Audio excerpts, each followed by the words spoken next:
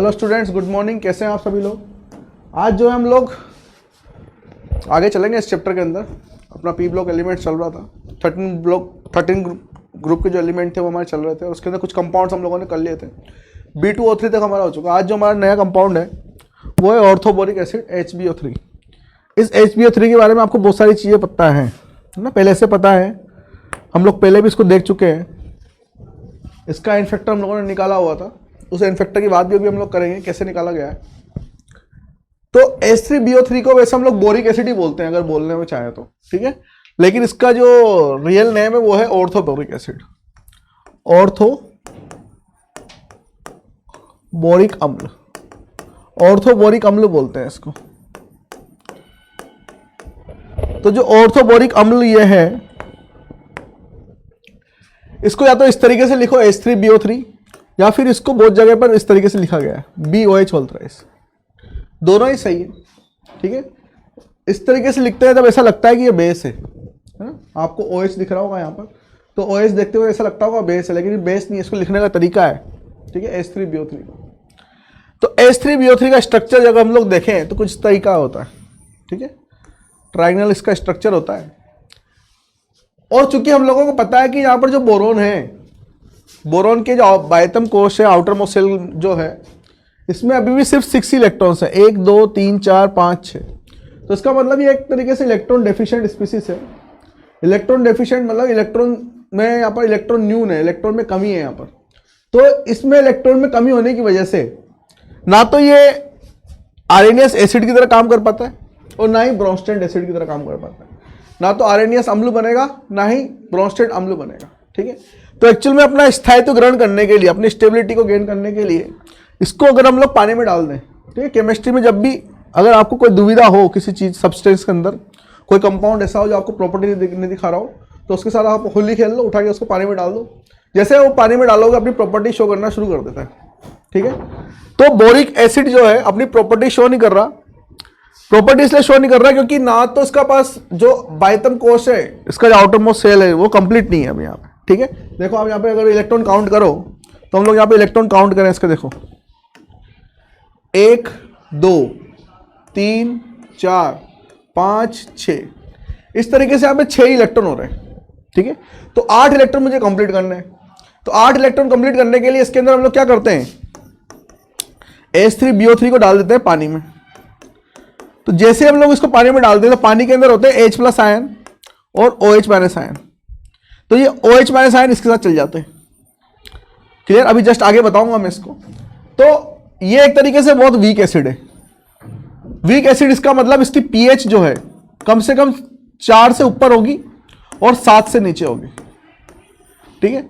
pH 4 से लेकर 7 के बीच में होगी इसकी। अगर इसकी pH 4 से नीचे होती तो थोड़ा सा स्ट्रॉन्ग एसिड होता, क्लियर। तो सबसे पहले हम लोग देखें इसके अंदर कि आर्सेनियस नहीं है, ब्रोंस्टेड नहीं है। आर्सेनियस क्यों नहीं है? क्योंकि H+ आयन डोनेट नहीं कर सकता। जो आर्सेनियस अम्ल होते हैं वो पानी में H+ आयन देते हैं, ठीक है। और जो ब्रोंस्टेड एसिड होते हैं वो लोन पेयर एकांकी इलेक्ट्रॉन युग्म को क्या करते हैं, ग्रहण करते हैं। H+ यहां पे देते हैं, त्यागते हैं, और लोन पेयर ग्रहण करते हैं। ये दोनों ही काम नहीं कर सकता, ठीक है, ये दोनों ही काम नहीं कर सकता। तो यहां पर ये एक तरीके से लुईस एसिड की तरह काम करता है, ठीक है। लुईस एसिड, सॉरी, ये H+ यहां पर रहेगा H+। ये भी प्रोटॉन की बात करता है। ब्रोंस्टेड भी किसकी बात करता है, प्रोटॉन की, क्लियर। तो लुईस एसिड ये सिर्फ यहां पर क्या करता है, लोन पेयर एकांकी इलेक्ट्रॉन युग्म को ग्रहण करता है। एकांकी इलेक्ट्रॉन युग्म को ग्रहण करता है, लोन पेयर को एक्सेप्ट करता है।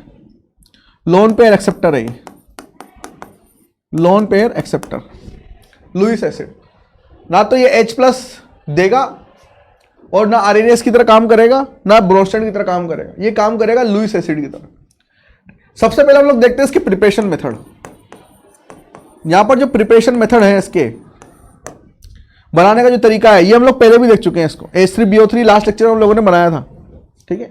जब B2O3 को हम लोग पानी में डाल दें, B2O3 को जब पानी में डाल दें तो यहां पर बन जाएगा H3BO3। अगर H3BO3 को वापस से हीट कर दें तो यहां पे फिर से बन जाएगा B2O3।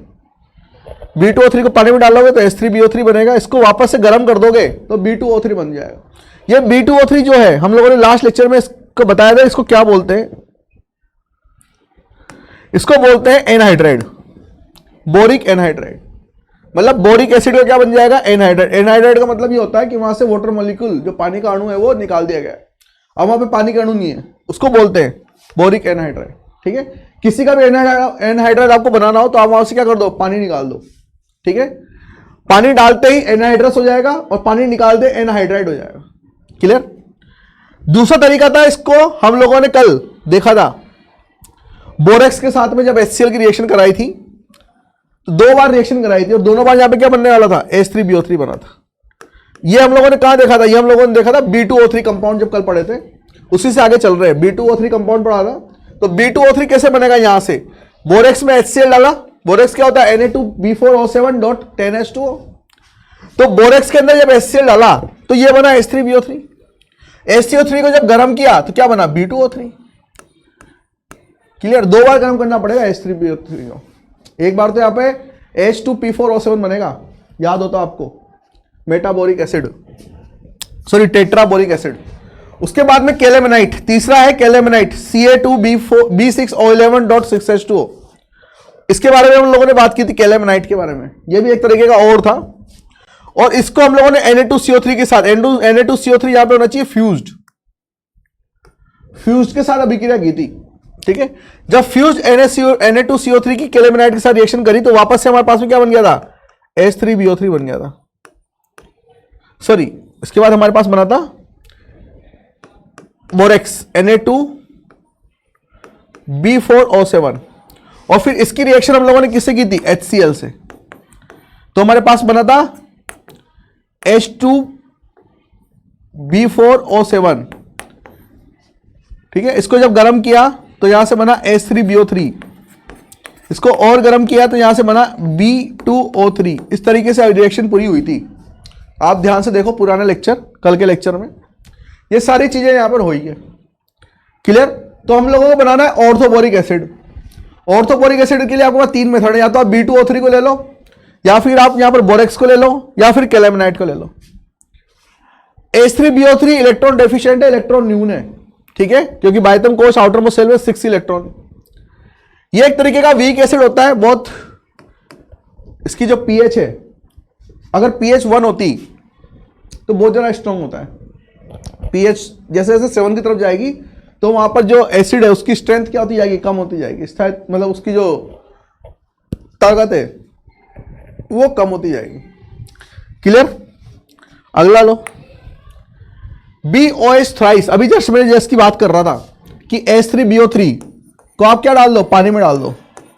H3BO3 को किस में डाल दिया आपने, पानी में। तो पानी में डालने के बाद एक तो ये वाला आयन बना और एक ये H+। ऐसा क्यों, क्योंकि जो बोरोन है, बोरोन के पास में इस तरीके से है, देखो OH OH और OH, तो इस तरीके से स्ट्रक्चर बना हुआ है बोरोन का, ट्रायंगुलर प्लेनर। क्लियर। तो यहां पर अगर आप देखो ध्यान से तो इसमें 6 इलेक्ट्रॉन है, और जो H2 है उसके पास में एक H+ है और एक क्या है, OH-। OH- मतलब आपके एक्स्ट्रा इलेक्ट्रॉन है। माइनस का पता है जब किसी के पास एक्स्ट्रा इलेक्ट्रॉन आते हैं, तो उसके पास में क्या है, एक्स्ट्रा इलेक्ट्रॉन। ये एक्स्ट्रा इलेक्ट्रॉन कहां दे देगा, इसको दे देगा। जैसे इसको देगा तो उसके पास में एक कॉम्प्लेक्स बनेगा जिसका नाम होगा BOH4-। क्लियर।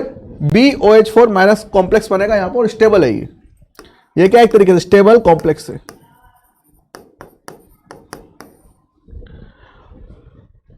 ठीक है, तो ज्यादातर क्वेश्चन ये पूछा जाता है कि H3BO3 को जब पानी में डालते हैं तो कौन सा कॉम्प्लेक्स बनता है और उसका हाइब्रिडाइजेशन क्या है, उसका संकरण क्या आएगा। ठीक है, तो उसका संकरण आएगा sp3। ठीक है, sp3 संकरण हाइब्रिडाइजेशन जो है आपके पास में, इसका आएगा sp3। और sp3 हाइब्रिडाइजेशन जो है उनकी आकृति आपको पता है टेट्राहेड्रल होती है, चतुष्फल की। तो ये चतुष्फल की संरचना रखेगा। क्लियर। तो इसकी संरचना भी आपको याद रखनी है, चतुष्फल की टेट्राहेड्रल।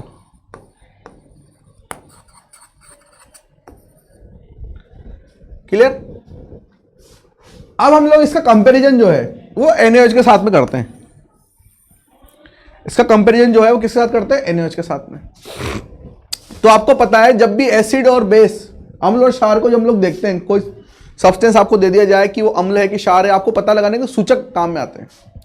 ठीक है, सूचक काम में आते हैं। जैसे हमारा पीएच पेपर एक सूचक है, मिथाइल ऑरेंज एक सूचक है, उसी तरीके से फिनोल्फ्थालीन भी क्या है, एक सूचक है। तो ध्यान रखना फिनोल्फ्थालीन के साथ में कलर नहीं देता, नो कलर विद फिनोल्फ्थालीन इंडिकेटर। जो फिनोल्फ्थालीन सूचक होता है उसके साथ में ये कलर नहीं देता, कोई भी रंग नहीं देता। इसका मतलब वो क्या है, H3BO3। इसका मतलब क्या है, H3BO3। मतलब H3BO3 क्या आ गया, यहाँ पे एसिड आ गया। ये एक तरीके से क्या हो जाएगा, अम्ल हो जाएगा। क्लियर। तो H3BO3 इसके साथ में कलर नहीं देता है फिनोल्फ्थालीन इंडिकेटर के साथ, फिनोल्फ्थालीन सूचक के साथ। तो इसके अंदर एक चीज आती है कि in presence of polyhydroxy compound, polyhydroxy compound देखो, बहुहाइड्रोक्सी बोलते हैं इसको हिंदी में, बहुहाइड्रोक्सी यौगिक की उपस्थिति में, बहुहाइड्रोक्सी यौगिकों की उपस्थिति में यह एक प्रबल क्षार होता है। यह क्या होता है, एक प्रबल एसिड, प्रबल अम्ल होता है। अगर ये प्रबल अम्ल हुआ तो ये, इसको पहचानने के लिए हम लोग फिनोल्फ्थालीन यूज में ले सकते हैं। बहुहाइड्रोक्सी बताऊंगा अभी क्या होता है। शुगर है, ग्लूकोज है, ये सब क्या है, बहुहाइड्रोक्सी। एक से ज्यादा OH ग्रुप लगे हुए जिसके अंदर, उसको हम लोग बोलेंगे बहुहाइड्रोक्सी, पॉलीहाइड्रोक्सी कंपाउंड। अगर कोई हाइड्रोकार्बन है जिसमें कार्बन से एक से ज्यादा OH ग्रुप लगे हुए हैं, उसको बोलते हैं पॉलीहाइड्रोक्सी, बहुहाइड्रोक्सी। तो बहुहाइड्रोक्सी यौगिकों की उपस्थिति में ये एक तरीके से प्रबल अम्ल की तरह काम करता है, इसलिए उसके केस में हम लोग सिर्फ इसको फिनोल्फ्थालीन को काम में ले सकते हैं, वरना फिनोल्फ्थालीन के साथ में ये कलर नहीं देता। ठीक है, किसके साथ में काम में लेंगे, बहुहाइड्रोक्सी, पॉलीहाइड्रोक्सी के साथ में। तब तो फिनोल्फ्थालीन के साथ में ये क्या होगा, एक स्ट्रॉन्ग एसिड, प्रबल अम्ल की तरह काम करेगा, H3BO3। अदरवाइज ये हमेशा क्या रहेगा, दुर्बल अम्ल रहेगा। पॉलीहाइड्रोक्सी कंपाउंड, जैसे मैं आपको बताया था, पॉलीहाइड्रोक्सी कंपाउंड कौन से होंगे, ग्लिसरॉल है, मैनेटिल है, शुगर है, इस तरीके से ग्लूकोज है, ये सब क्या है, पॉलीहाइड्रोक्सी कंपाउंड है।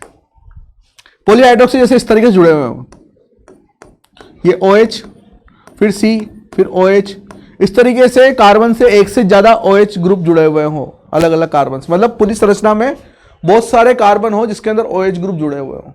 ठीक है, तो उनको बोलते हैं पॉलीहाइड्रोक्सी कंपाउंड। तो पॉलीहाइड्रोक्सी कंपाउंड के साथ में ये क्या करता है, एक तरीके से सिस डायोल फॉर्म कर लेता है। पॉलीहाइड्रोक्सी कंपाउंड के साथ में पहले तो सिस डायोल बनाएगा। सिस का मतलब होता है दोनों OH ग्रुप एक तरफ। ठीक है, हम लोग अगर आइसोमेरिज्म पढ़ेंगे ना आगे जाके, तो उसमें बताया जाएगा आपको सिस और ट्रांस अवस्था। तो सिस के अंदर दोनों OH ग्रुप एक तरफ आएंगे और ट्रांस के अंदर दोनों OH ग्रुप अलग अलग डायरेक्शन में आएंगे, जैसे इस तरीके से। अगर ये दोनों एक तरफ लगे हुए हैं, इसका मतलब ये है सिस। अगर मैंने OH यहां से हटा के इधर लगा दिया तो ये हो जाएगा एक दूसरे के ट्रांस। ठीक है, सिस और ट्रांस, सम और विपक्ष, इस तरीके से बोलते हैं। तो cis diol forms stable complex ion BO4-। ये एक स्टेबल कॉम्प्लेक्स आयन बनता है यहाँ पर BOH4-। अभी जस्ट मैंने बताया था क्यों स्टेबल है, क्योंकि इसकी संरचना क्या आ जाती है, चतुष्फल की आ जाती है। ठीक है, टेट्राहेड्रल, sp3 हाइब्रिडाइजेशन होता है। ये जो इलेक्ट्रॉन न्यून होता है, इसके अंदर 2 इलेक्ट्रॉन और आ जाते हैं OH- ग्रुप से पानी के, तो यहाँ पर क्या बन जाता है, स्टेबल कॉम्प्लेक्स आयन बन जाता है, अपना अष्टक पूरा कर लेता है। क्लियर। तो BOH3 NaOH के साथ BOH4- आयन बनाएगा। ये BOH4- आयन इस तरीके से कोई कंपाउंड होगा आपके पास में, सिस डायोल। ये है सिस डायोल। इस तरीके से सिस डायोल मतलब 2 OH ग्रुप एक तरफ जुड़े हुए तो वो क्या हो जाएंगे, सिस डायोल। अब जरूरी नहीं है आपके पास यही संरचना है, और दूसरी संरचना भी आ सकती है जिसमें OH ग्रुप क्या होंगे, दोनों एक तरफ होंगे। तो cis diol forms stable complex ion BO4-। और जब BO4- फिर से सिस डायोल के साथ में काम करेगा, BOH4- किसके साथ काम करेगा, सिस डायोल के साथ में, तो सिस डायोल जो है एक स्टेबल आयन बनाएंगे। ठीक है, अब ये 2 स्टेबल आयन 2 तरीके से बने हैं, देखो, एक तो ये बना है और एक ये बना है। स्टेबल आयन 2 तरीके से बने, एक तो BOH4- बना हुआ है और एक बना है आपके पास में B3O3OH4 माइनस, ये भी स्टेबल आयन है और ये भी स्टेबल आयन। क्लियर? अब दोनों में डिफरेंस क्या है? अगर कंसंट्रेशन वहां पे लो रही, अगर सांद्रता कम रही, सांद्रता कम रही, तो सिर्फ यहीं तक ही बनेगा। ये BH4 माइनस आयन फिर से रिएक्शन नहीं करेगा सिस डायोल से, ठीक है? तो कहां तक बनेगा? सिर्फ BOH4 माइनस। अगर सांद्रता ज्यादा रही, अगर सांद्रता ज्यादा रही, हाई कंसंट्रेशन, तो फिर यहां पर आपके पास में B3O3OH4 माइनस मिलेगा, B3O3OH4 माइनस आयन मिलेगा। और इसके अंदर जो H3BO3 है, H3BO3 जो है इसके अंदर सोल्यूबल रहेगा। इसके अंदर क्या रहेगा? सोल्यूबल, मतलब इसमें विलय है। H3BO3 इसमें क्या है? विलय है, ठीक है? तो BOH था, इसकी कहानी कहां से शुरू हुई? अभी जो हम लोग पढ़ा रहे हैं इसकी कहानी शुरू हुई है फिनोल्फ्थालीन इंडिकेटर से। H3BO3 जो है बोरिक एसिड, फिनोल्फ्थालीन इंडिकेटर के साथ सामान्यतः कलर नहीं देता, लेकिन अगर वो पॉलीहाइड्रोक्सी के साथ में काम में लिया गया तो फिर कलर देगा। और कलर क्यों देगा? क्योंकि पॉलीहाइड्रोक्सी में क्या होते हैं? 2 OH ग्रुप होते हैं। 2 OH ग्रुप होने की वजह से एक ही तरफ, वो भी किसी तरफ, एक ही तरफ, तो वहां पर दो तरीके से आयन बनते हैं स्टेबल। अगर सांद्रता कम है तो ये बनेगा, और सांद्रता ज्यादा है तो ये वाला बनेगा। अब इसका स्ट्रक्चर मैं आगे दिखाऊंगा आपको। B3O3OH4 माइनस, इसका जो स्ट्रक्चर है ये रहा, B3O3OH4 माइनस। देखो यहां पर कितने बी हैं? 1 2 3, 3 बी हैं। ऑक्सीजन टोटल मिलाकर कितने हैं? 7। 1 2 3 4 5 6 7। हाइड्रोजन कितने हैं? 4। 1 2 3 4 और एक माइनस का साइन, ठीक है? अब यहां पे क्वेश्चन किस तरीके से पूछे जाएंगे, है ना? अगर कॉम्पिटिटिव एग्जाम दे रहे हो तो इस आयन के अंदर आपसे क्वेश्चन पूछ सकते हैं कि कितने बी यहां पर sp2 हाइब्रिडाइज्ड है, कितने बी यहां पर sp3 हाइब्रिडाइज्ड है, मतलब कितने बोरोन यहां पर sp2 हाइब्रिडाइज sp2 संकरण रख रहे हैं और कितने बोरोन यहां पर sp3 संकरण रख रहे हैं। तो अगर आपको संकरण निकालना आता हो तो मैंने आपको बताया था संकरण निकालना, आप क्या करो? Sigma plus lone pair count कर लो। तो यहां पे बोरोन है, यहां पर एक सिग्मा इधर, एक सिग्मा इधर, एक सिग्मा इधर, एक सिग्मा इधर, तो इसका जो हाइब्रिडाइजेशन आएगा वो आएगा sp3, जबकि इन दोनों का हाइब्रिडाइजेशन यहां पे आने वाला है sp2। इन दोनों का हाइब्रिडाइजेशन कितना आ रहा है? sp2। देखो ये सिग्मा, ये सिग्मा, ये सिग्मा, तो 3 सिग्मा लोन पेयर नहीं है, इधर भी 3 सिग्मा और लोन पेयर नहीं है, तो sp2। इधर 4 सिग्मा है लेकिन लोन पेयर नहीं है, फिर भी sp3, ठीक है? तो यहां पर 2 बोरोन ऐसे हैं जिनके पास में sp2 संकरण है और एक बोरोन ऐसा है जिसके पास में sp3 संकरण है। इस टाइप में क्वेश्चन आ सकते हैं। और दूसरा क्वेश्चन ये पूछ सकते हैं कि यहां पर कितने बोरोन ऑक्सीजन बोरोन बंध हैं, बताओ कितने बोरोन ऑक्सीजन बोरोन बंध हैं। तो यहां पर boron oxygen boron 1, boron oxygen boron 2, boron oxygen boron 3, 3 तरह के बोरोन ऑक्सीजन बोरोन बंध हैं, ठीक है? बोरोन ऑक्सीजन बोरोन बंध। या फिर आपसे पूछ लिया जाए कितने टाइप के यहां पे बोरोन बोरोन बंध है, बोरोन बोरोन के बीच में कोई बंध है? तो नहीं है, नो, नॉट एनी, कोई भी एक भी ऐसा बंध नहीं है जो बोरोन बोरोन के साथ में डायरेक्ट बंध बना रहा हूं, ठीक है? तो इस टाइप में क्वेश्चन पूछे जा सकते हैं। अब एक क्वेश्चन कहां से आया है? क्योंकि हम लोगों ने हाइड्रोक्सी, पॉलीहाइड्रोक्सी की रिएक्शन किससे करी है? H3BO3 से करी है। तो पॉलीहाइड्रोक्सी की रिएक्शन अगर हम लोग H3BO3 से करें और सांद्रता ज्यादा हो तो ये आयन मौजूद रहेगा वहां पे। क्लियर? अगला है H3BO3 की रिएक्शन हम लोग कराएं किससे? हाइड्रोफ्लोरिक एसिड से, HF। अगर H3BO3 की रिएक्शन, H3BO3 मतलब boric acid, metaboric acid, orthoboric acid, sorry, orthoboric acid की रिएक्शन अगर हम लोग HF से कराएं तो यहां पर आप ध्यान दो कि ये F माइनस है और ये H प्लस है, ठीक है? तो यहां पर एक आयन बन जाएगा BF3, मतलब आयन सॉरी कंपाउंड बन जाएगा BF3 और दूसरा जैसे पानी बाहर निकल जाएगा। अब BF3 यहां पर स्टेबल नहीं है, BF3 यहां पर क्या नहीं है? स्टेबल नहीं है, तो जलीय विलयन में बचे हुए F माइनस से रिएक्शन करके वो बना देगा BF4 माइनस। ये जो आयन यहां पर है ये स्टेबल आयन है BF4 माइनस, और इस BF4 का जो हाइब्रिडाइजेशन होगा ये होगा sp3। इस BF4 का जो हाइब्रिडाइजेशन होगा sp3 अगर आपको निकालना चाहो तो आप निकाल के देख लेना। जहां पे हाइब्रिडाइजेशन आ जाएगा sp3, क्लियर। और इसकी संरचना होगी चतुष्फलकीय। चतुष्फलकीय मतलब कि टेट्राहेड्रल। टेट्राहेड्रल यहां पर क्या होगी, इसकी संरचना होगी। तो BF4 के बारे में ध्यान रखना। BF4 माइनस आयन कैसे बनता है, तो H3BO3 की रिएक्शन HF से करा दे अधिकतम में, तो यहां पर बनेगा BF3 और F माइनस वहां से और रिएक्शन करके क्या बना देगा BF4 माइनस। ये F माइनस क्या करेगा, यहां से अपना जो लोन पेयर है यहां पर जो इसका एक्स्ट्रा इलेक्ट्रॉन है, ये किसको डोनेट करेगा, इसको डोनेट करेगा, बोरॉन को। जैसे OH माइनस डोनेट करके आया था, बिल्कुल वैसे F माइनस भी इलेक्ट्रॉन डोनेट करके B को देगा और यहां पर बन जाएगा आपके पास में BF4 माइनस आयन। क्लियर, आगे चलते हैं। अगर BaOH3 ऑर्थोबोरिक एसिड है ये H3BO3, अगर इसकी रिएक्शन हम लोग कराएं एथेनॉल से, अगर इसकी रिएक्शन हम लोग कराएं एथेनॉल से, तो यहां पर एक इथाइल बोरेट करके आयन बनेगा। अब इसमें आयन बनाने के लिए इसको क्या चाहिए होगा, O माइनस H5C2, मतलब C2H5O माइनस, C2H5O माइनस। एक तो आयन यहां से आया और बोरोन का क्या आया, प्लस आया। बोरोन का प्लस आया, इसका माइनस आया, दोनों ने रिएक्शन करके क्या बना दी, ये बना दी। इसमें क्या है, एक प्लस है, बोरोन प्लस थी, OH माइनस, ठीक है। इसके पास में क्या है, C2H5O माइनस और H प्लस। इसका H इसके OH से रिएक्शन कर गया और इसका B+3 इसके C2H5O माइनस से रिएक्शन कर गया और ये बना दिया इथाइल बोरेट। इसको बोलेंगे इथाइल बोरेट। C2B, ये देखो B इसके नीचे आ गया, जस्ट बोरोन का जो +3 चार्ज है वो इसके नीचे आ गया, 3 बन गए और मेरे पास क्या बन गया, इथाइल बोरेट। और H प्लस और OH माइनस से रिएक्शन करके क्या बना दिया, H2 बना दिया। तो इथाइल बोरेट जो है वो हरी ज्वाला के साथ में जलता है, हरी ज्वाला ग्रीन फ्लेम के साथ में जलता है। इस तरीके से पहचान होगी, ठीक है। आपको बोला जाए कि मान लो कोई X कंपाउंड है जो एथेनॉल से रिएक्शन करके एक बोरेट बनाता है जो ग्रीन फ्लेम देता है, ठीक है।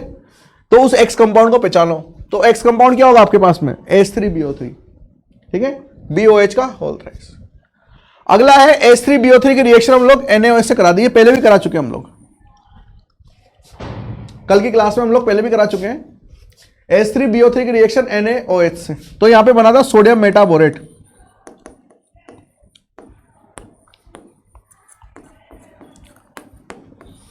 Sodium metaborate, clear. तो सोडियम मेटाबोरेट बनेगा। इसको और आगे भी रिएक्शन हम लोगों ने करवाई थी सोडियम मेटाबोरेट की, गर्म करवाया था इसको। H3BO3 की ऑर्थोबोरिक एसिड को अगर 100 डिग्री सेंटीग्रेड पे गर्म किया जाए तो यहां पे बनता है HBO2 मेटाबोरिक एसिड। अगर H3BO3 को हम लोग 100 डिग्री सेंटीग्रेड पे गर्म करें तो हम लोगों को मिलेगा मेटाबोरिक एसिड। अगर H3BO3 को हम लोग 160 डिग्री सेंटीग्रेड टेम्परेचर पे गर्म करें तो हमें मिलेगा टेट्राबोरिक एसिड, हमें मिलेगा टेट्राबोरिक एसिड। और अगर मैं H3BO3 को रेड हीट होने तक गर्म करूं, रेड हीट होने तक, ठीक है, रेड हीट मतलब बहुत तेज गर्म करूं, मतलब इस टेम्परेचर से भी ज्यादा, जब तक लाल लाल दिखाई नहीं हो आपको, है ना, लाल फ्लेम नहीं आ जाए तब तक गर्म करूं, तो क्या बन जाएगा आपके पास में B2O3, आपके पास में बन जाएगा B2O3। इसका मतलब ये हुआ कि यहां से सारे के सारे वाटर मॉलिक्यूल क्या हो जाएंगे, रिमूव हो जाएंगे। यहां से सारे के सारे वाटर मॉलिक्यूल क्या हो जाएंगे, रिमूव हो जाएंगे। आपको क्या मिल जाएगा, B2O3 एनहाइड्राइड, एनहाइड्राइड। क्लियर है बच्चों। तो ये 3 प्रॉपर्टी थी इसकी H3BO3 की। C2H5 से रिएक्शन कराएं तब केमिकल प्रॉपर्टी, NaOH से रिएक्शन कराएं तब क्या होगा, और इसको गर्म करें तब क्या होगा। गर्म अलग अलग टेम्परेचर पे, 100 डिग्री पे किया तो मेटाबोरिक बनेगा, 160 पे किया तो टेट्राबोरिक बनेगा, और रेड हीट होने तक किया तो B2O3 बनेगा एनहाइड्राइड। क्लियर, चलिए आगे चलते हैं। अगला कंपाउंड है हमारे पास में बोरेक्स। बोरेक्स जिसको टिंकल भी बोला जाता है, इसको टिंकल भी बोला जाएगा, टिंकल।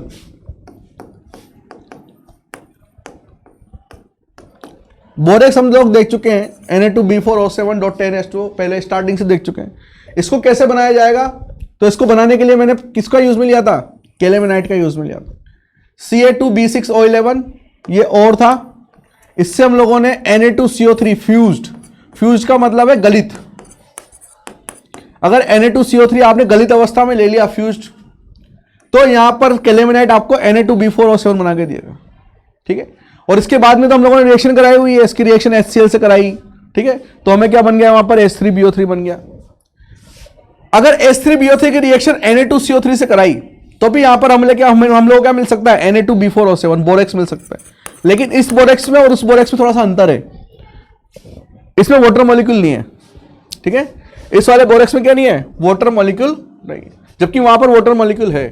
तो दो तरीके से हम लोग बोरेक्स बना सकते हैं। पहला है कैलेमेनाइट से, तो आपको पता होगा कि हम लोग B2O3 बना रहे हैं, H3BO3 बना रहे थे, तो हम लोग सीधे किसका यूज में ले लेते हैं, बोरेक्स का। लेकिन अगर बोरेक्स ही बनाना है तो किसका यूज में लोगे आप, कैलेमेनाइट्स, ठीक है। कैलेमेनाइट की रिएक्शन करा दोगे Na2CO3 से, फिर ये मिल जाएगा, इसके बाद में रिएक्शन चलती रहेगी आगे जब तक कि हमें B2O3 नहीं मिल जाए। H3BO3 की रिएक्शन भी अगर हम लोगों ने Na2CO3 से कराई तो Na2CO3 में से यहां से CO3 बाहर निकल जाएगा, Na2CO3 में से यहां से क्या बाहर निकल जाएगा, CO3 बाहर निकल जाएगा। और CO3 बाहर निकलेगा जो H2CO3 फॉर्म में निकलेगा। किस फॉर्म में निकलेगा, H2CO3, मतलब H2O निकलेगा प्लस CO2 निकलेगा। यहां से क्या निकलने वाला है, H2O निकलने वाला है प्लस CO2 बाहर निकलने वाला है। क्लियर। तो CO2 बाहर निकल जाएगा, हमारे पास बचेगा Na2B4O7 बोरेक्स। चलिए आगे चलते हैं। H3BO3 जो हम लोग बोरेक्स की बात कर रहे हैं, बोरेक्स कैसे बनता है, Na2B4O7। तो इसका मतलब B4O7 पर कौन सा आयन आता है, -2, और सोडियम पे कौन सा आयन आएगा, +1। ये आवेश आएंगे, चार्ज आएंगे यहां पे। तो B4O7 2- ये कहां से आया है, ये आया आपके पास में एसिड से, मतलब अम्ल से। और ये सोडियम ये कहां से आया है, ये आपके पास आया बेस से, मतलब क्षार से। और इन दोनों ने मिलकर आपको क्या बना के दिया है, बोरेक्स, लवण, सॉल्ट। अब कैसे पहचानोगे इसकी पीएच क्या होगी, तो देखो Na+1 आयन ये कहां से आया होगा, ये आया होगा क्षार से, मतलब हम लोगों ने क्षार लिया होगा NaOH, ठीक है। और ये एसिड अम्ल कहां से आया है, ये एसिड इस चैप्टर के अंदर तो एक ही जगह से आ सकता है, H3BO3 से। तो ये जो है दुर्बल अम्ल है, ये क्या है, प्रबल क्षार है। दोनों का जब मिक्सचर बनेगा तो यहां पर क्या आएगा, एक ऐसा सॉल्ट जो अल्कली और बेसिक नेचर का हो, मतलब जिसका नेचर क्या हो, यहां पर क्षारीय हो, ठीक है। तो यहां पर स्ट्रॉन्ग बेस, स्ट्रॉन्ग क्षार, प्रबल क्षार, वीक एसिड मतलब दुर्बल अम्ल, इन दोनों का मिक्सचर बन के आएगा। तो Sb का मतलब है स्ट्रॉन्ग बेस, प्रबल क्षार, और Wa का मतलब है वीक एसिड, दुर्बल अम्ल। इन दोनों का मिक्सचर रहेगा भाई बोरेक्स, ठीक है।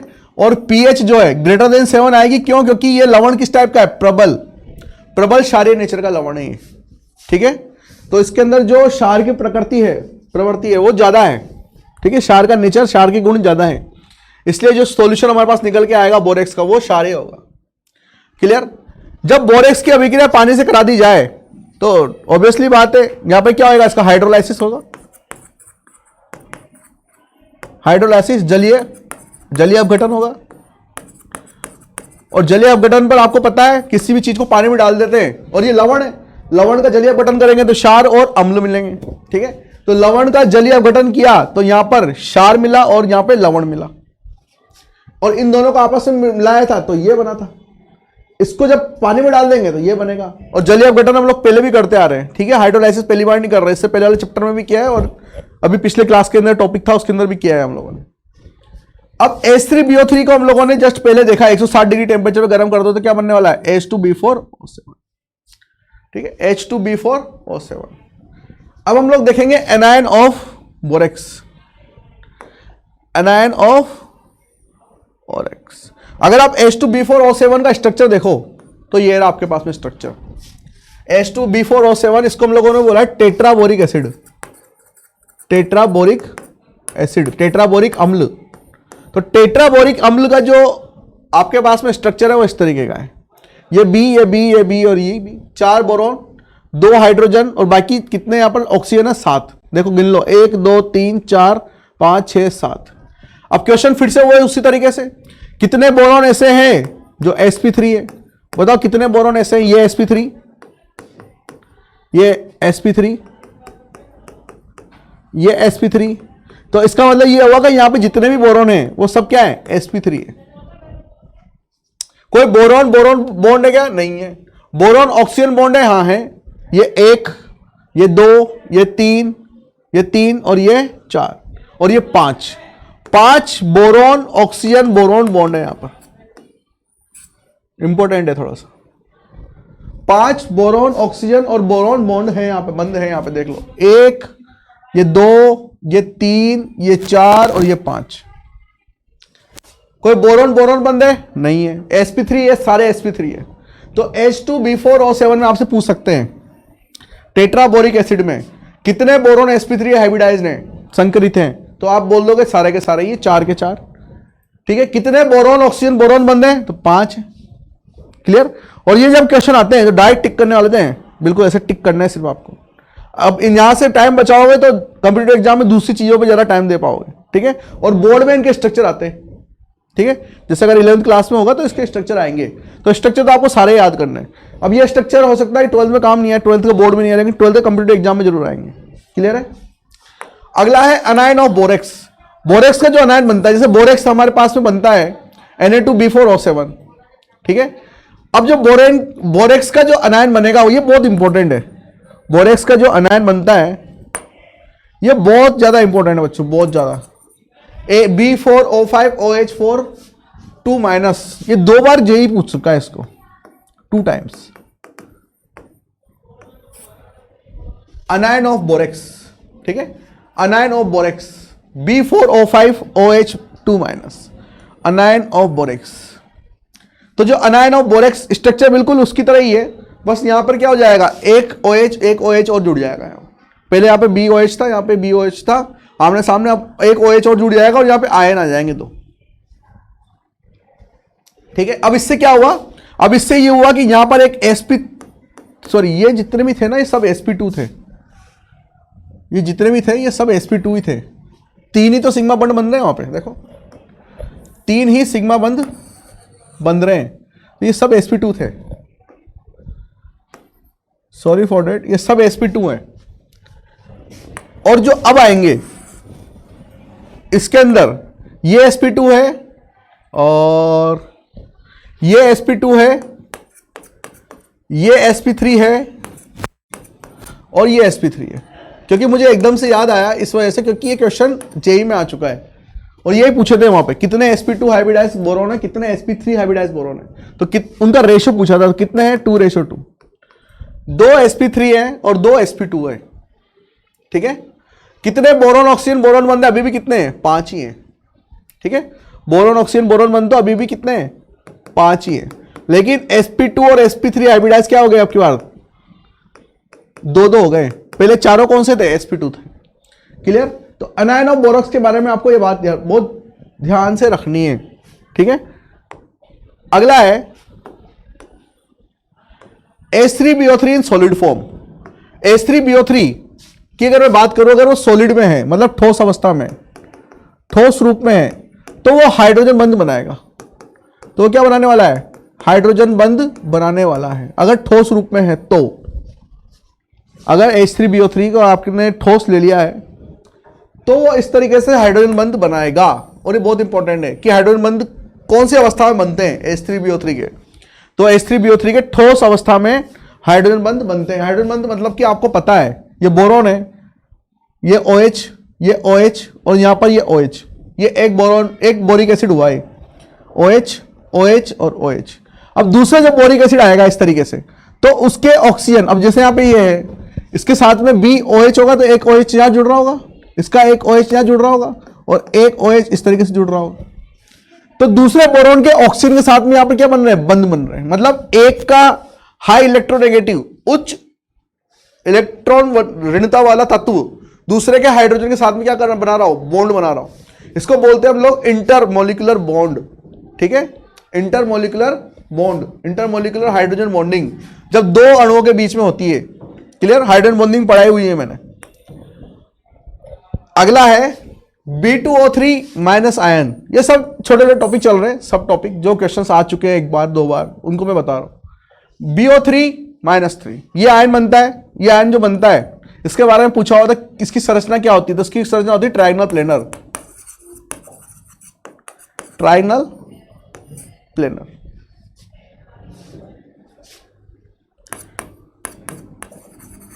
त्रिभुजीय समतल।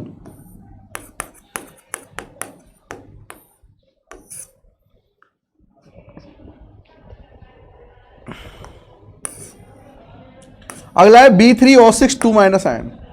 तो B3O6 2 माइनस आयन जो है इसको बोलते हैं ट्राइबोरेट आयन, इसको बोलते हैं ट्राइबोरेट आयन। और इसके अंदर ये पूछा था कितने BOB बॉन्ड हैं, ऐसे पूछा था ट्राइबोरेट आयन में कितने BOB बॉन्ड हैं, तो 3 BOB बॉन्ड हैं। ये देखो 1 2 3।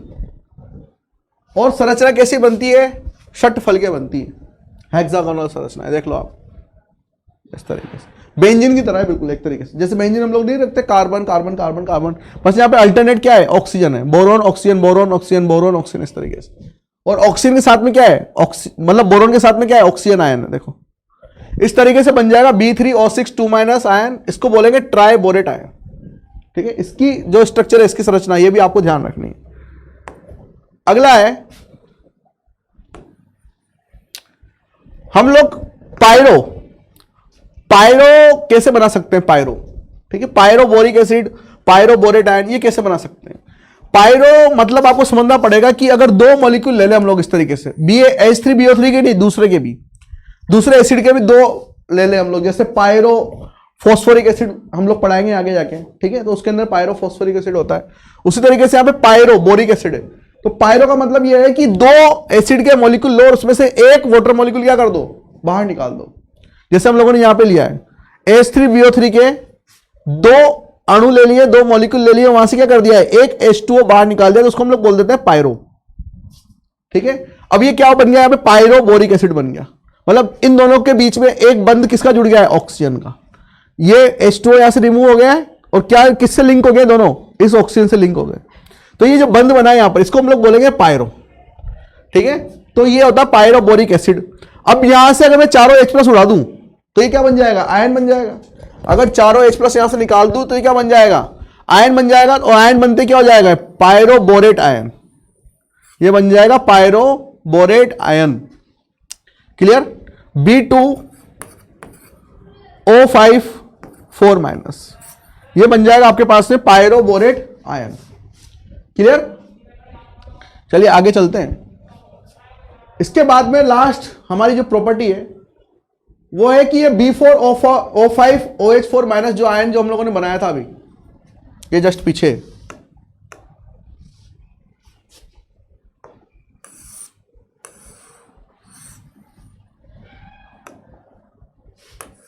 ये वाला आयन अनायन ऑफ बोरेक्स। तो जो अनायन ऑफ बोरेक्स उसकी एक प्रॉपर्टी है कि अगर उसको पानी में डाल दिया जाए, उसको अगर पानी में डाल दिया जाए, ये अगले चैप्टर में ही पढ़ोगे तुम लोग, जब हम लोग साम्यावस्था पढ़ाएंगे ऑफलाइन में तब तो पढ़ाएंगे इसको, कि पायरो मतलब बोरेक्स का जो अनायन है उसको जब पानी में डाल दिया जाए तो यहां से बनेगा आपके पास में H3BO3 और BOH4 माइनस आयन। इसको बफर बोलते हैं। बफर जो है ये पीएच को कंट्रोल करने के काम में आता है। बफर जो है पीएच को कंट्रोल करने के काम में आता है। ठीक है, संतुलित करने के काम में आता है। ये पढ़ाएंगे हम लोग बफर क्या होता है, बस आपको ध्यान रखना क्योंकि जेई में आ चुका है एक बार। क्लियर, कि B4O5OH4 2 माइनस मतलब बोरेक्स का जो अनायन था उसको पानी में डालने से क्या होता है, क्या होता है, बफर काम में। ठीक है, बफर बनता है, buffer, borax is used as a buffer. ठीक है, पीएच को कंट्रोल करने के काम में आता है बफर। एक्शन ऑफ हीट, ये तो पढ़ चुके हैं हम लोग कि जो बोरेक्स है उसको अगर हम लोग गर्म करें तो यहां से क्या बनेगा, बोरेक्स बीट टेस्ट, हम लोगों ने कल भी देखा था। यहां से बनेगा NaBO2 प्लस B2O3, इसको हम लोगों ने बोरेक्स बीट टेस्ट के नाम से बोला था। एक तो कॉपर का किया था हम लोगों ने और एक क्रोमियम का किया था। कॉपर के अंदर नीला कलर आया था और क्रोमियम के अंदर ग्रीन बीड आए थे, ठीक है। तो उसी तरीके से किस तरीके से कि B2O3 को हम लोग जैसे कोबाल्ट ऑक्साइड है इसके साथ में रिएक्शन करा दें तो यहां पर ये बोरेक्स बीड बनेंगे नीले कलर के, ब्लू बीड बनेंगे यहां पर, कंचे टाइप होते हैं ये, ठीक है। तो ब्लू कलर का बनेगा। तो ध्यान रखना कॉपर और कोबाल्ट, ये है कोबाल्ट, कॉपर और कोबाल्ट के साथ में तो ब्लू कलर के बनते हैं और आयरन और क्रोमियम के साथ में ग्रीन कलर के, हरे कलर के, ठीक है, ये नीले कलर के।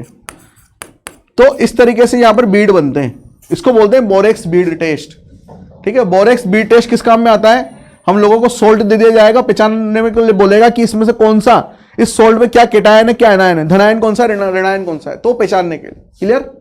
तो आज हम लोग यहां तक रखते हैं, हमारे 2 कंपाउंड्स आज हो गए हैं, एक हो गया है बोरेक्स और एक हो गया ऑर्थोबोरिक एसिड, ये दोनों कंप्लीट हो गए। कल हम लोग आगे चलेंगे, ठीक है, कार्बन फैमिली भी स्टार्ट कर सकते हैं। तो तब तक आप नोट्स बनाइए, पढ़ते रहिए इनको। क्लियर है। Thank you very much.